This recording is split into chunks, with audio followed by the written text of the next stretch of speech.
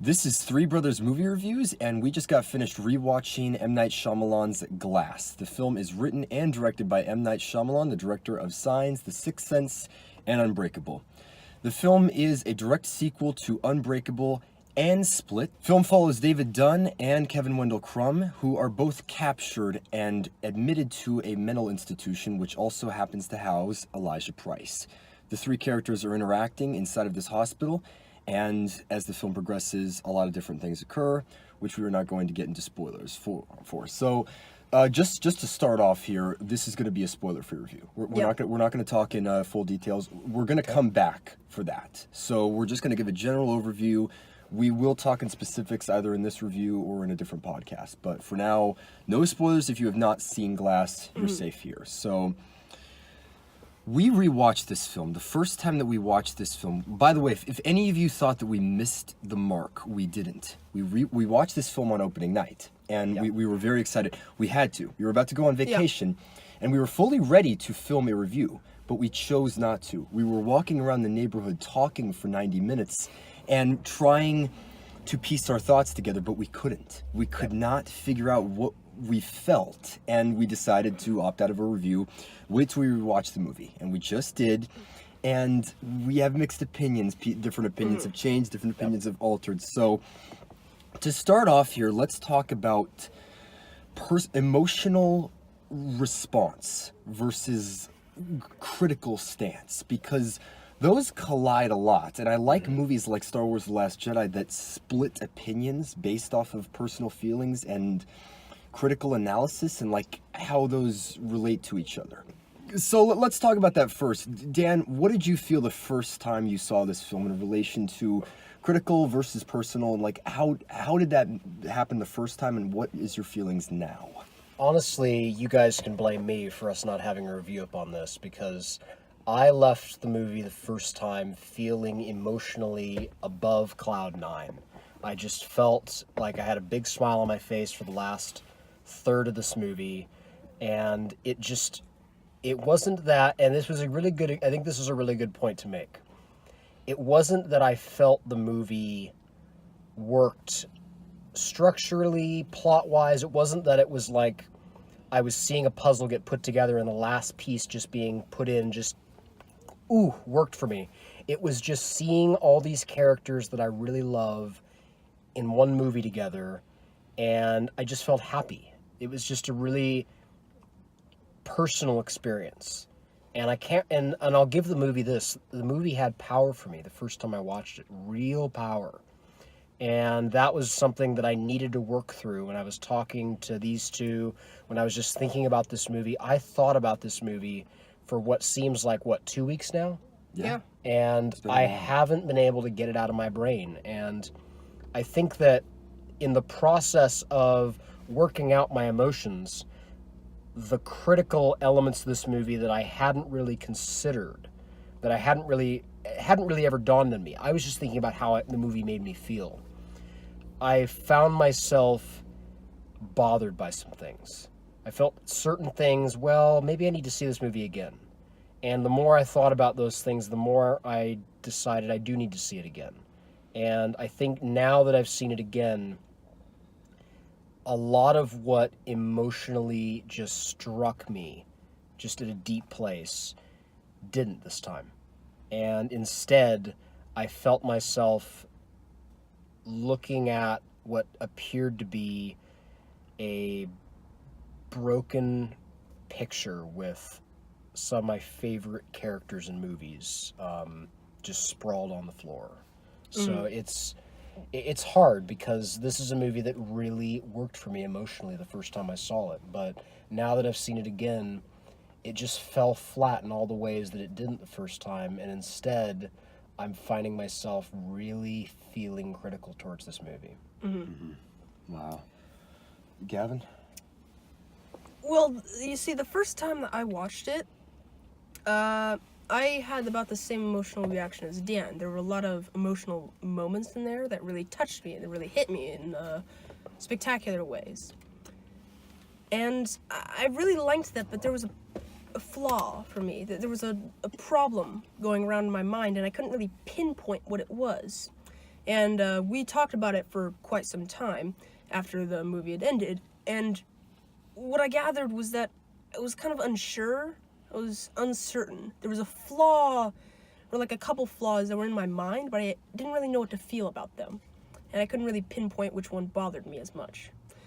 So I've been thinking about this also for quite some time, and when I rewatched it, the emotional moments did not hit me, as same with you, Dan.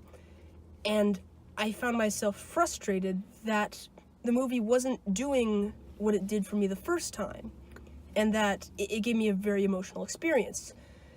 It didn't do that, and I was recognizing all the flaws and all the problems and how the story wasn't really shaped in a good way according to this universe and according to just basic storytelling. So I didn't really like it this time. I was annoyed and kind of heartbroken that what I liked the first time was not working the second time, and that's kind of left a sour taste in my mouth right now. I'm kind of just disappointed and angry with this film right now. I always say this, my all-time favorite films are the movies which I cannot critically analyze. When I watch a movie, I look at the critical aspects. I look at what you can take away from the film. Direction, performances, character, plot structure.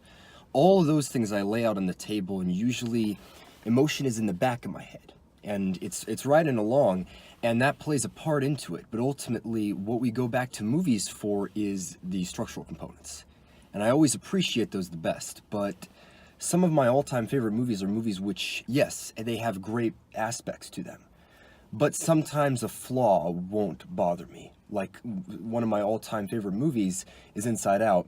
That movie I have a flaw with, which I could note. I could be like, you know what, this is not good. This is not good storytelling. This is meant to pad the runtime. Right. But a flaw like that isn't going to bother me for a movie which is emotionally resonant. And I feel that this movie has a lot of that. It has a lot of emotional resonance, which hit these guys the first time around. Yes. And there's something to be said about that this movie has deep emotional power. And the question becomes, can a movie be a masterpiece of emotional weight, but be structurally and cinematically flawed?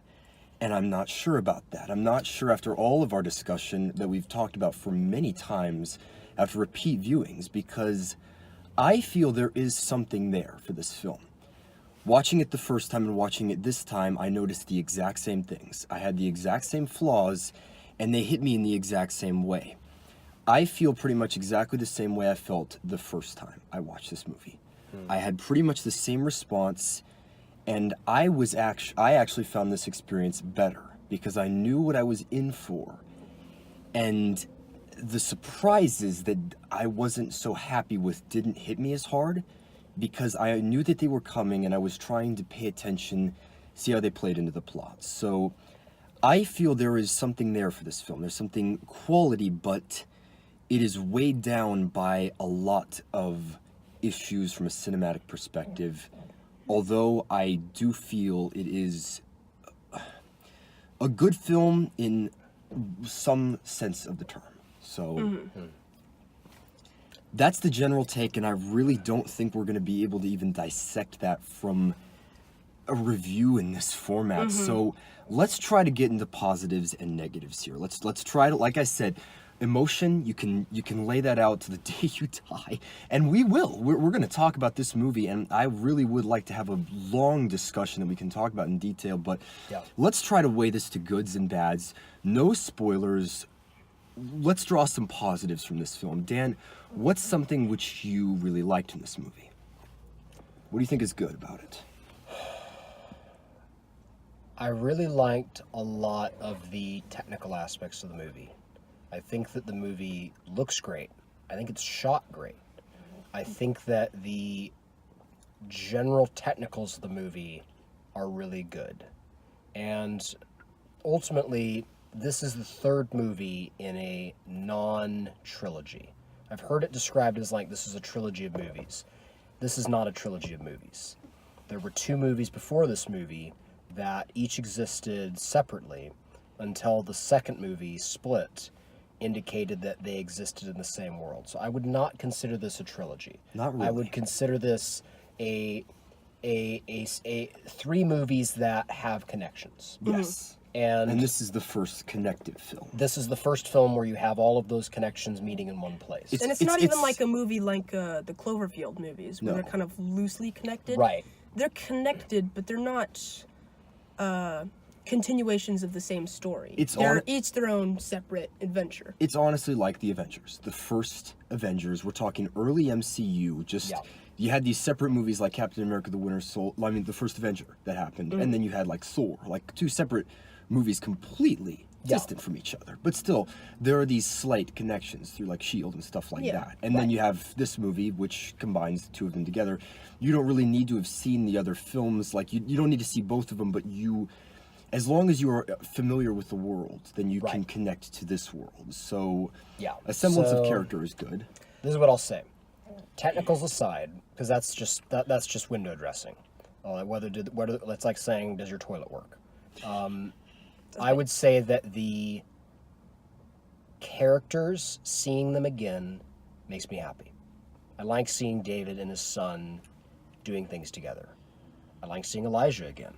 I like seeing Kevin and the Horde. I like seeing Elijah's mother. I like seeing Anya Taylor-Joy back as Casey. I like seeing these characters again. And it really speaks to the power of Unbreakable, a movie that I really treasure, and a movie like Split, which I really like.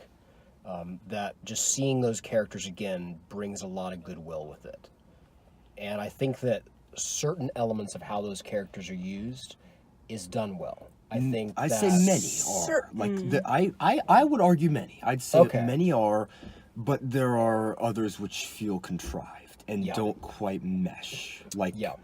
um It's more of, I would say this, individual things work well, but the combination of a lot of those elements does not. I think that's a really For good me, summation. Yeah. For me, I like the pieces that are on the table, but the way they're folded into a story is just horrible. I don't think they work well with the I same feel story. it's honestly have- really strange to be on the low end of this experience right which is now. odd since we were at the high end. Since I was on the at high fir- end and first you point. both were on the lower end trying to Well, convince I me was of I certain was things. more with you. You I, were I too. was with the emotional. But I was moments. above like, cloud yeah, nine. this is good. I was above cloud 9. But there was the fundamental. There were some problems rattling around in my head which I couldn't really pinpoint. yeah. All right. So positives can mainly be chalked down to Well, technical. positive that I would like to note out, Please. because it's not all negatives for me. There are some positive things in this. I don't want to downgrade the negative things, but there are a lot of flaws for me. What's your positive? My positive is that it's small. They had good symbolism with the colors. A lot of the times they had like good symbolism there with like the yellow for Kevin and the green for David and the purple for Elijah. That was integrated into The the story pink well. was good. I noticed that the Yes. second time through. Not just the pink room, which has taken up a lot of the trailer space, but there's a lot of use of pink in the movie, which I thought was interesting. Like the second time through, that was well used. They used that in different scenes that I thought was interesting. And the costumes that they have on inside the ward aren't like the prominent greens and the prominent colors. They're maybe diluted. I think you use that washed word, out. like washed Right. out versions of themselves. Like the yellow's like a bit less of a yellow. The purple's like very white, and the green almost looks like pale blue. Yeah. Yeah. So that's a good element of the film. I agree with that. But yeah, so positives can mainly be chalked down to good performances and technical specs. So what's going to populate this review is going to be negatives, but I don't really want to say that these are just detrimental, like movie killing things. They're things really worth discussing. Like this is like, in Yes. like, big movies that are really popular that like are great. You talk a lot about the positives. With a movie like this, I think the discussion is more on how these pieces could have played in. So let's get into negatives here. If there is a thorough line, like one thing which you could say doesn't work about Glass, what would you say that flaw is for you? It is the lack of cohesion between a potboiler superhero film like Unbreakable and a monster thriller like Split. A contained thriller. There is one of the things that really I was thinking about this whole last 2 weeks is I felt that Glass was a good sequel to both Split and Unbreakable, since they're both very individual movies that are separate from one another. But the more I thought about it, the more I thought, well, maybe it's not so good of a sequel to Unbreakable, but it's still a good sequel to Split. But as I was watching this movie again, I was like, okay, so I definitely agree it's not a good sequel to Unbreakable, but it's still a good one to... No, it's not anymore. And there was a point in the movie where I realized this isn't working. They're taking two concepts that as standalone movies worked very well. But now that they're inhabiting the same space, they just are not meshing well. They're not cohesing. There's no cohesion that makes it all flow together. Like you described the Avengers. The Avengers is ultimately the summation of like several different movies that all have different tones, relatively the same genre, but when they all come together in the Avengers, it all feels like one movie. It doesn't feel like multiple movies that are trying to get like smashed together. Like it all flows pretty well. This did not flow well for me. There's a clash of tones with the two separate movies. Like, it's two separate movies, exactly what you said. You have a slow build superhero film that's more about a family, and then you have another movie which is a contained psychological monster film. And like literally when those two areas fight, you're going to have this mixture of tones which is going to be uneven. And which I do can think that's possibly work depending on how you executed it. Yeah. But in this movie, it's troublesome. They don't mesh well together. My biggest issue with this film has always been the plot structuring. That was what I said the first time around. What you have is a really great idea here. You have this mental hospital. So great. I remember when the trailers came out, when the concept was released, I'm like, this is perfect. You have all these characters in the same location. You have a great idea to put them together, but the movie never uses this location. It's just an excuse to trap them. And what you have is the character of Ellie Staple. Now, Ellie Staple, for me, is the glue that is going to bind this movie together, or it's going to tear it apart. And for me, it tears it apart. Staple is not developed in this movie. I said that the first time we watched this. There are two times when she goes out to her car to go home, and the movie cuts before she can do that. We don't see anything of her life. We don't know what motivates her. She is a skeptic who is poised to disprove these two people, convince them they're not special. But we don't learn anything about her. No one has any dialogue with her. She expositions at them. She says this, she says that. Maybe you could look at it this way, maybe this could be that. We never learn who she is as a person and what it is that is driving her. And that's my biggest trouble. You have a plot which is forcing these characters to interact in a specific way. And the way that certain plot points are revealed and the way that these stepping stones happen, it's really disjointed. And I feel like there was so much potential with this movie and with this concept of this mental hospital, but it's wasted on plot points that fall flat. And if those had worked, I really think this movie could have been great, because the plot is pretty much a shoo-in. I could picture this working so well, but it is these aspects that just fall completely out of place that drag the movie down. You mentioned trapped. You mentioned that they were trapped in this mental hospital. That sounds like a great concept to me. If they were trapped together. Yes. I feel that the biggest mistake this movie makes is within the first 20 minutes, the characters are essentially sequestered away from one another, and the only true interaction that they have is much later in the movie, and by the time that happens, it doesn't feel like I don't care. That's the truth. I don't care. We said it well the first time. Shyamalan's movies are almost always character-driven. The characters drive and manipulate the plot. Right. This is the first Shyamalan film, especially in the Israel 177 trilogy now, this is the first film where the plot is manipulating the characters. Yes. And it does not work because you have great characters, but they are trapped because the story demands that they're trapped. It demands that they can't interact with each other, and it's unfortunate because, like, there's so much potential with just these characters, and if they could be in the same room having dialogue with each other in that pink room scene, that would be great, but you instead have a character who's talking at them, not There's to a them. great- Just There's a spouting great line exposition. that just came to my mind where David says the line, "You're describing a string of thoughts that never happened."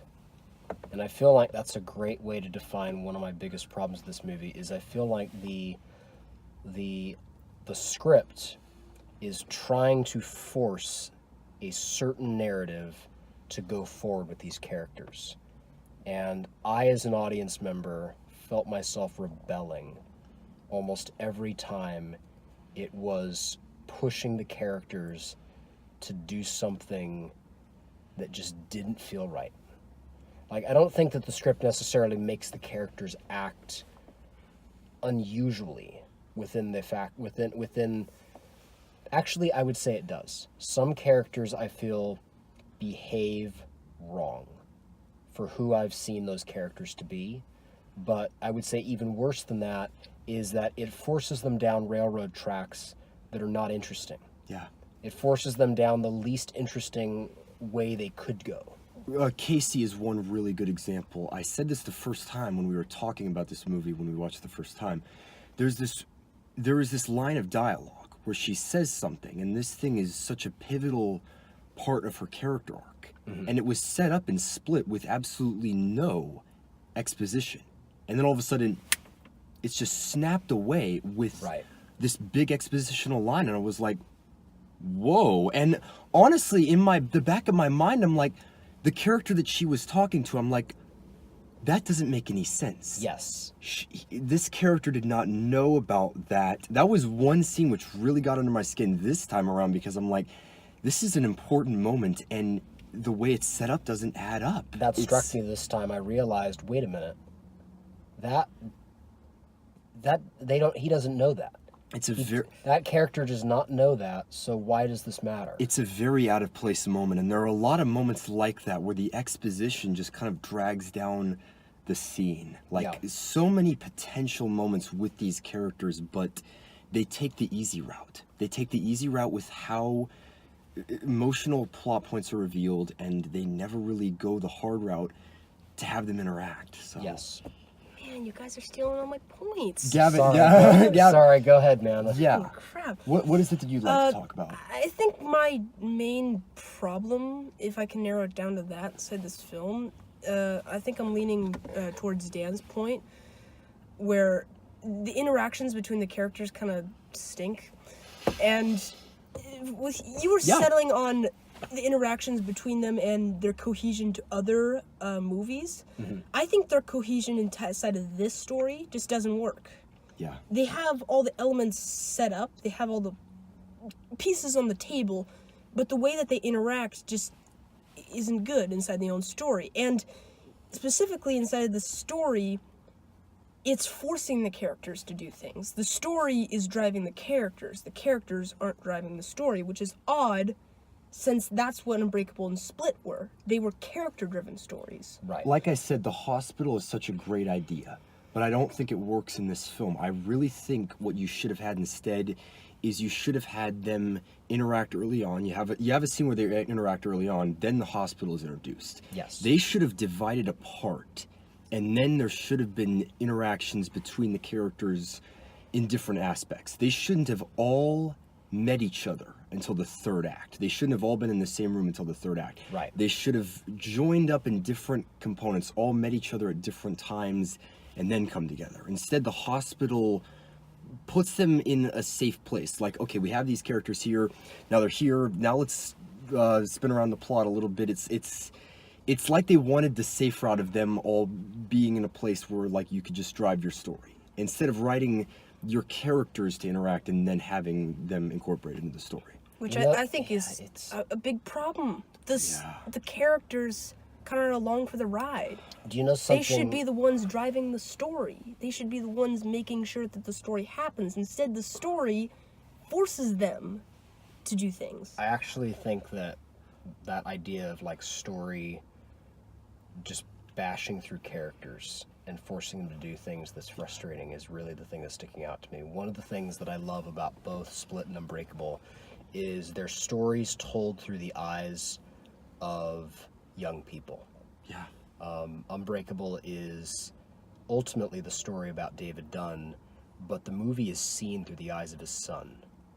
And I feel like that movie really shines when it really captures that feeling of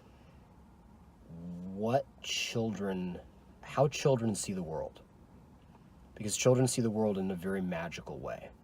Yeah. Like everything is possible, nothing is impossible. I've always thought that And- that's something which is like can be captured well on screen is like Right. how big the world is when you're a kid. Yeah. That's what's so amazing. It feels undiscovered. It feels like larger than life because Like- it is larger than you. Like if Unbreakable is like a movie about like the magic and the wonder of the world and like there's endless possibilities, Split is the nightmares of a childhood. Yeah. Like the idea that like children can be tarnished, children can be harmed by the evil in the world, and how terrifying evil seems to children.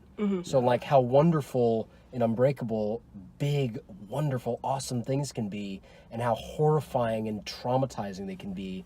And this movie doesn't have that. It doesn't have that connection to childhood. You're right. It doesn't mean anything really. Yeah. It tries Everything to is being told through the eyes of adults, and you lose that magic. The ending, that's actually something really good the more I think about it. I feel the ending, I still do feel this to some degree. I feel the ending ties things together, makes this feel like a fairly cohesive trilogy, but you're right. The movie could have said something and become something unique. But it doesn't. Yeah. Wow. Yeah, that's how I feel. I've been trying to word that. That's my problem. Somebody said I that think- about the Bourne movies. They all have titles that relate to what they are: the identity, Yeah. supremacy, and ultimatum. Jason Bourne doesn't have one of those extra titles, and that sums up the movie. It feels like a movie without an identity. Doesn't mean anything. It doesn't have any purpose. That's a good point. The Wow. born confused. Bourne is doing this, and the plot's gonna have him do this. Damn it! It's like that's, it's like that Social line. media bad. It's like that Riz line from- Ahmed is bad. It's like that line from Groundhog Day. Like, well, it's Jason Bourne time again. And that must mean someone he loved died, and he's gonna go up against the old man who's bad. The guy from Men in Black. Remember him? Yeah, I Sorry, man. we're getting off track. I think that's. I think something Well, that this you noted. sucks. Yeah. I think You're something that you You're noted like, out- hey, the movie doesn't mean anything, and I'm like, yeah, it kind of doesn't mean anything. You're right. Wow. I think something that you noted out the first time, but it wasn't very prevalent, or maybe it didn't really bother us as much the first time. When I rewatched it this time, I kind of noticed it a lot more. This movie has a plot, and it has like a story. It's like it's trying to force, Right. which doesn't make any sense within like the stories that we've already gotten. Inside of Unbreakable, we had a story, like a character was one place, and now it needs to be another. Right. And we have like his growth and like that story told. Right. But it didn't have a plot. It didn't have like this is what's going to happen. It didn't. It wasn't a plot. Yeah. yeah, You don't It was have just kind A of a- leading to B, leading to C. Exactly. Things happen in Unbreakable, but they're not necessarily like one Connected thing by leads one to another thing. thing leads to another thing. It was told Like kind of Die- through a like Die story. Hard. It was kind of told through the characters. Like Yes. Die It Hard has wasn't a plot, yes. and the plot drives the characters, but the characters are still important in Right. that plot. And like Unbreakable doesn't have anything like that. It's just the characters, and events occur as a direct result of their actions. And They inside of decide something, Split, and then no, inside of something happens. inside of It's- Glass, there's a plot. Yeah. There's a clear plot going to happen. A goes to B, goes to C, goes to whatever. Yeah. Which is. But at the end of the day, yes, there's no story. Exactly. Which is a definite problem, because the point of those movies is the interaction between the characters. Right. And for one, we don't get interactions between the characters in these movies in Glass. And instead it's just telling a plot which just doesn't make sense within the Unbreakable universe. At the end of the day, plot is not what you remember from a movie. Yes. You remember a story. When you're talking about a movie, you're not talking about, well, there's this that happened and this that happened, because that's plot. You're talking about, well, there was this character and then they had to deal with this and they had to experience this and this happened, and Like A when narrative. like Empire Strikes talk about Back. a narrative. You don't- Experience. Like Empire Strikes Exactly. Back, you don't say the Battle of Hoth happened, this occurred, that occurred. You say Luke Skywalker went to Dagobah for training. Exactly. Yeah. He made these decisions. Like Luke Skywalker did this. Like Han did this. Like you A talk character about what the characters makes a decision. do. Yes. A character makes a decision, and that decision leads to an action. Yeah. Yes. But in this, the plot makes its own decision, and that character has to follow along with it, Yeah. which sucks. They're led on in their merry way. You guys are right. The movie doesn't mean anything, and it that kind of blew my head off. Sorry, guys. I'm just throwing a wet blanket on this whole situation. This sucks. Wow. Okay. Cue the Inception Fisher thing. And I can only make out one word: disappointed.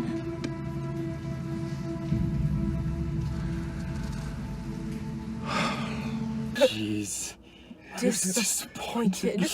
Oh, sweet mercy. I Okay. can't believe I'm the one that is dragging this movie through the mud as much as I am. Like, Yeah. the first time I watched this movie, I was so happy, and Why is it not good? I'm just so unhappy right now. I'm so, I said at the beginning, I'm heartbroken. These are characters I love. These are movies I love, and it breaks my heart to see this movie waste their time. Yeah. And just waste all of our times by just misusing them. All right. Let's close this movie this review up. Oh my So gosh, like the majority of this was just negatives. Well, oh dear. it's true. Dear me. We would definitely prefer to talk about this movie longer and Yeah. in a spoiler context. Like, this will probably work better as a podcast or a lengthy spoiler review. We'll so probably do that at let's some let's point in close the this out future. with grades. I guarantee I have the high grades, so I'm gonna go first. This movie has issues, but I see technical strength. I see good direction. I see good cinematography, good performances, good music, really good music, by the way. I haven't even talked about that. Right. But there's a lot of plot points that are put together. I'm talking just from a structural standpoint. This movie has flaws within its structure, but it also has strengths. And I also say that it has a story which forces things upon the characters, but it still tells its story. And in the end, the last shot of the film manages to conclude a large story. Maybe it doesn't conclude it to its fullest potential, but it does conclude it in some way. I do think this movie has high emotional points, but the way to get there is a rough road which does not work all that time, and I would say more often than not, it falters. But still, I would say that this is a mostly quality film, and I'm going to give Glass a B-.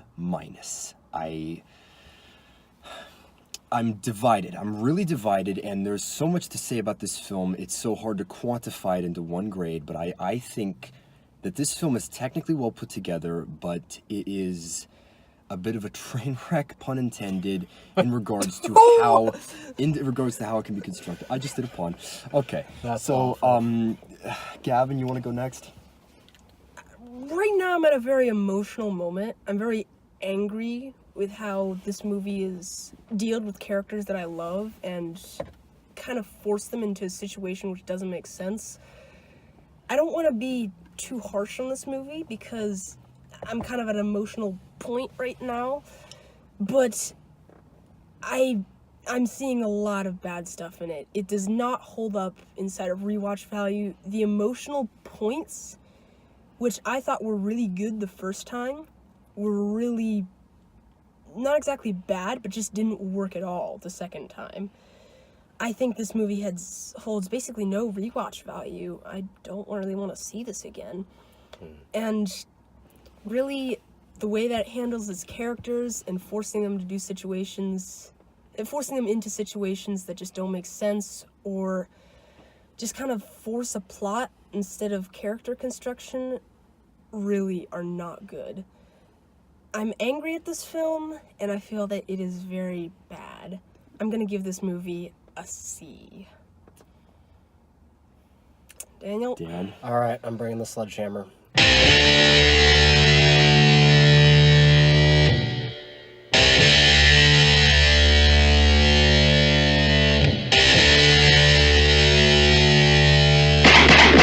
Oh my gosh. I'm really unhappy with this movie.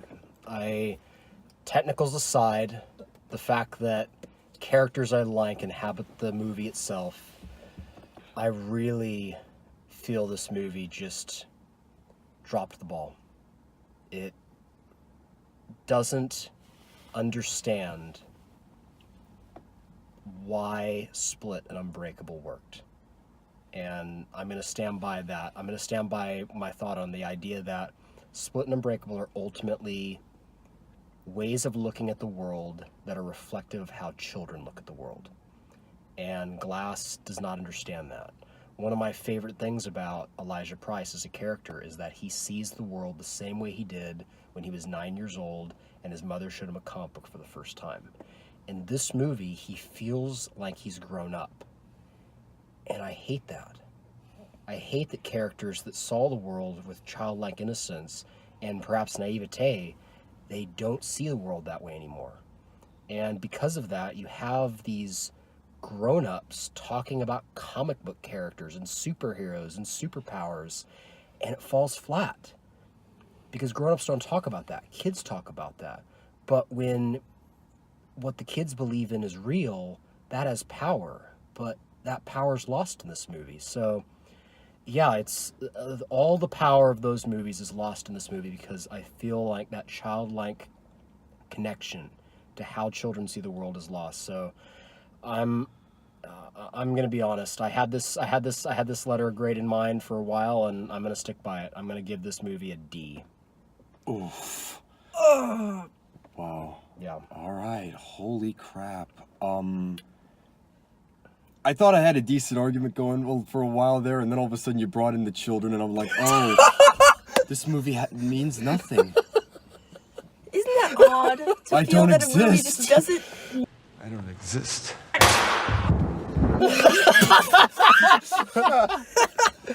Oh, sweet mercy. Sorry, guys. I don't think I've seen you that just like that speechless for a while. Yeah, when I brought that up. I was just like, you're right. You are right. And I say think- this, and I say this with no pleasure in my heart. No pleasure in my heart. Yes. Like, I described it earlier to these two, that the same way I felt about this movie was reflective of how I felt about Batman v Superman the first time I watched that movie, and especially when I rewatched it. I do not dislike that movie for any joy in my heart, because both Glass and Batman v Superman have characters I love in them.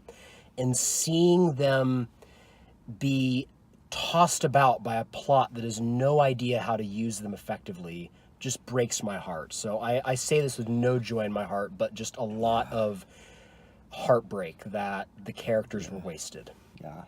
We Who are definitely these need to people? talk about this Oh, movie more. Yeah, I'm gonna recommend you see it just so that you can get different perspectives. Clearly, you're seeing people who are like, blah, blah. So This is the first this film movie that might we've divide reviewed. people just a drop. This is the I just first film realized that we've we've completely reviewed, yeah. we've been completely divided over 3 letter grades. Yeah. I don't think we've ever had that happen. no. Instead of other reviews that No. we've had, we've been pretty close, like C minus, like Yeah. like A plus, like A, B. Instead of this, we're like on different spectrums. Geez, we all have a different experience. This is. Yeah. Yeah. Oh boy. All right. Thank you for watching our fairly long review. Clearly, we are not done talking about this film. Not a chance. We are going to come back for a spoiler review or a lengthy podcast to talk in full spoilers. So, In the meantime, thank you guys so much for watching our spoiler-free review for M. Night Shyamalan's Glass. Please subscribe to the channel for more videos in the future. See you guys. See ya. I'm gonna spoil the entire movie.